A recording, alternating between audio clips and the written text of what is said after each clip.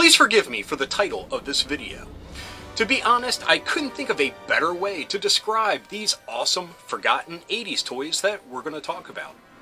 Believe me, I mean no disrespect, because at the end of the day, there's a lot of these toys that I would love to have. So, stick around.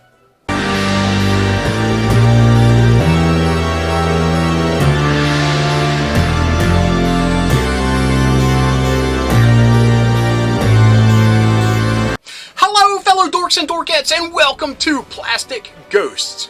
My name is Rob, and this is the show where we talk about those lingering spirits left behind by forgotten toys. In this episode, we will be talking about girls' toys. And like I said, I just couldn't find a more, easy or punchy way to describe these awesome forgotten 80s toys. Yes, these were marketed towards girls at the time, but there are plenty of awesome toys that could appeal to anybody, and I am evidence of that, because there are a bunch that I would have loved to have, and unfortunately, because of the titles that got thrown around back in the day, my parents wouldn't let me get some of them. At my core, I just love toys. I don't care who they were supposedly made for or marketed to. If it was a toy, I would have loved to play with it. It was a few years ago, but it feels just like yesterday when I did the episode, Girls' Toys I Wish I Would Have Had When I Was a Kid. So believe me, I will not shy away from the topic of girls' toys that I would have loved to play with. Now, that's not saying that some of the things on this list and future ones aren't questionable, but they would be questionable for any type of toy. So, without further ado, let's talk about some forgotten girls' toys from the 1980s. Our first toy, I have to say, I find a little bit creepy. But they were trying to cash in on that mini toy craze that was rocketing through the mid to late 80s. And that is LJN's Oodles, released in 1986. Oodles were 2.5-inch babies. They're in the same vein as like Mattel's Guts figures that were released in the same year.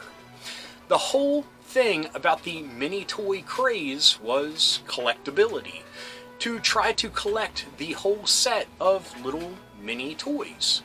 Now, the Oodles had little dingle hoppers on the top of their head that would allow you to possibly put them on charms and things of that nature, but that's not really advertised on the package, although all of them have that little circlet on the top of their heads. Now, what I find creepy about these babies, yeah, that's a weird thing to say, is that they are just shrunk down versions of Cupid dolls, if you remember what those were.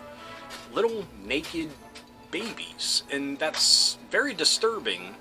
And I'd like to say the 80s were a different time, but no matter what era you're in, that's just kind of wrong. Anyway, they were supposed to smell like baby powder, and the packaging said you could send away for a free card binder because each Oodles came with a little card. Now, LJN's writing department pulled out all the stops on the craziness, so please allow me to read from the back of the package. And here we go. Did you ever meet an Oodle? Trademark. They're little bundoodles of joy that bring caboodles of fun. There are Coochie Koodles, Pika Boodles, Rockabye Boodles, and Curly Q Oodles. Each one has an Oodle loop on the top so you can string them on a bracelet, necklace, or chain. I stand corrected, they did advertise that. Each also comes with his or her own Collectaboodles card. No one knows for sure where Oodles come from, but wherever they go, they bring Oodles and oodles of love. Now, I can answer that question for you of where they come from. Hell.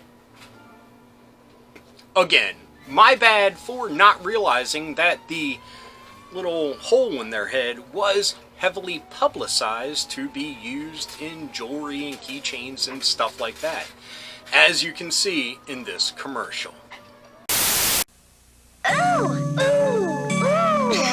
Oodles the laugh, oodles the cry, oodles the wave hello and goodbye. Oodle girls, oodle boys, oodles with teddies and other good toys, and there's a baby that's so use your noodle and get oodles and oodles of oodles. Each Oodle comes with its own Collect-a Oodle card.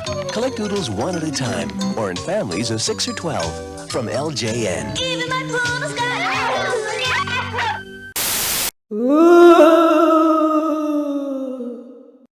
Our next toy comes from Kenner, and it was also released in 1986. It is the Shimmers. And before we get into anything, I want to read the lore for these toys, because I think it sums it up perfectly. And again, the writers of this packaging had a blast. The legend from the shimmering forest. In a secret land of fantasy live beautiful creatures, wild and free. Their delicate bodies glisten like pearl, part woodland animal, part beautiful girl. To most of us, they can barely be seen at dusk and at dawn, and not in between.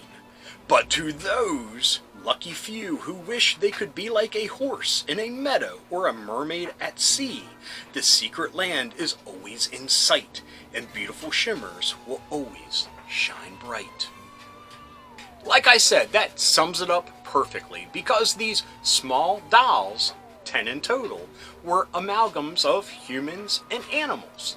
Each one came with a mother and a baby, and they were crossed with such creatures as birds, butterflies, horses, which centaurs, and mermaids. Right off the bat, I will give them serious props for the centaur toys, because yeah, centaurs are awesome, and it's pretty cool to see them in toy form anywhere. I really don't know what else to say about the Shimmers, so I'll let the original commercial do the talking. There's a secret land of fantasy where beautiful creatures run wild and free. Introducing Shimmers, each pair sold separately. There's clover and apples, they glisten and glow, and meadow with fauna, part girl and part doe, with sequin and splashy, windbell and wispy. You too can pretend you live in the land of Shimmers. Shimmers, clover with dapples. Other pairs sold separately.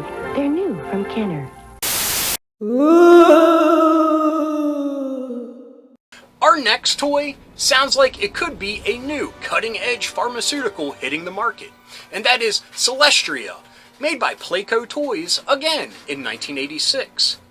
Who would have known that year would have been so popular in this episode? Now, Celestia, it was a collection of 4 dolls that were each about 4.5 inches tall, and they offered something that you hardly saw in girls' toys at the time, and that is being transformable. And yes, heavy air quotes on transformable, because what they came with were plastic outer shells that could snap over the 4.5 inch doll. Now these shells would transform the characters into a robot, a rocket, a car, and a plane. So that sounds pretty cool, but to keep it true to form, they also had long, luscious locks that you could comb, so each one came with a comb as well.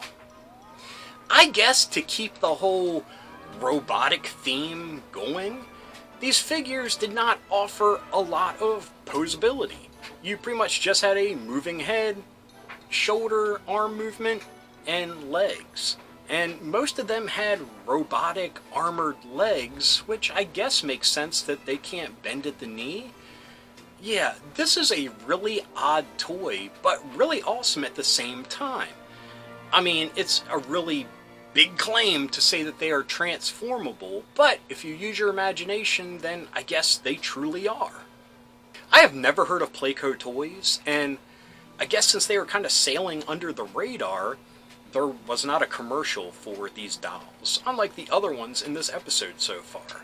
So, we will end it by giving them a nice round of applause for ingenuity. Our next toy line comes from a very, very popular board game, and that is the Candyland Kids, released by Playskool in 1982. Now, the modern version of Candyland is chock full of awesome characters, but back in 1982, the only character that was on the board was the Gingerbread Man. So, I guess Playskool decided to create their own characters, which were 3 little dolls with the names of Peppermint, Sugar Button, and Candy Kiss. Now, each of the Candyland Kids came with a vehicle of choice. One came with a tricycle, one a rocking horse, and the last a wagon. Now, like all great 80s toy lines, the Candyland Kids even had a playset. Sorry, I'm not saving it for forgotten playsets. But anyway, it was a playground. It came with a slide, a swing, I think, and a little merry-go-round thing that traumatized me as a kid in my local playground. So, now, in my opinion, I think these toys were made to kinda combat Strawberry Shortcake, which was really popular at the time. But to be honest, there was no slowing down the Strawberry Shortcake train. Believe me, these Candyland Kids did not stand a chance. The last toy that we will be talking about is downright grotesque. If you really think about it, it is a gory, horrific toy that I really wanted when I was a kid. And I was never able to get it because it's a girl's toy, and I was 9 at the time when it came out in 1985. But, to my credit, it was made by Tonka, and that toy are the Keepers. Now, before we get any deeper in this, why do I say this is grotesque? Well, let's think about it. You take a key and open up the inner cavity of various creatures. Okay, some of them make sense, like the snail, but ripping open the stomach of a rabbit to store your most precious items is downright grisly. Now, each keeper came with a small key with their name on it that would unlock the locked compartment somewhere on their body that you could open up and just jam your stuff into. Ew! And they came with a little baby keeper with a slit in its back that you could also open up and, yeah, just put knickknacks and crap into. Maybe a couple bucks, who knows? But this sounds like one of those horror movies where they're stuffing cadavers full of heroin or something. Yeah, as creepy as it is, I thought they were pretty cool. Now, I mentioned the snail and the rabbit, but they had turtles, which, yeah, it may sound cool with its shell, but you know their spine and stuff goes through the shell, right? So, yeah, that's not humane. Anyway, there were various creatures, swans, rabbits, like I said, turtles, snails, horses, what have you. In total, there were 3 series, and there were a lot of them actually produced. They even made larger stuffed versions of the adult versions of the smaller plastic toys. So that's pretty cool. I think when I was a kid, what appealed to me was the whole you can lock away your stuff thing about it. It's not like I had anything to hide, but when you're a kid, even at 9, having something that you can put your most precious items into seems really appealing. Probably at that time, it would have been my D&D dice or something. But, yeah, I've never made any qualms about me being a weird kid. And this is pretty much evidence of that. Anyway, before I dig my weirdo hole any deeper, here's the original commercial from 1986. So you can see, just what these had to offer. Got a secret treasure to keep safe? You can keep it in a keeper. What's inside those keepers? Fancy the snail, Tango the ladybug, and Sheldon the turtle are keepers. All comes with a keeper and separately, and each keeper comes with its own finder, twist, nightlight, and footloose. Keepers, keepers, keeps it safe inside. Fancy and Footloose, Tango and Twist, Sheldon and Nightlight, each sold separately with brush, key, and storybook from Tonka. Okay, folks, that was 5 forgotten girls' toys from the 1980s. And again, I apologize for the maybe sexist sounding title, but like I said, it's just a good way to summarize what we're going to be looking at. And like I pointed out at the beginning of the episode, I ain't no hater, because there were a ton of girls' toys I wanted while growing up, and heck, I would love to have in my collection today, including those creepy keepers. Anyway, like I said, these are plastic ghosts. These are the things that haunt the toy aisles of our youth and now haunt the vast catacombs of our memories. But, I mean, if these were some of your most cherished playthings when you were a kid, that is awesome. And I am only choosing these for a forgotten list from my own experience and my own memories, and the fact that I don't hear many people talking about them nowadays, which is downright sad. Now, we have seen a little bit of everything. We have seen your basic dolls. We have seen some, fairly salacious little tiny babies, and some really interesting uses for snap-on armor accessories. Anyway, I hope you enjoyed this episode. If you did, please give me a thumbs up. If you got something to say, please leave a comment. I love reading them, and I love getting back to everybody. And if you're new around here and you enjoyed this, or any of the episodes that YouTube is recommending down here, please hit subscribe. And if you hit that little bell icon, you will be notified whenever there's a new episode.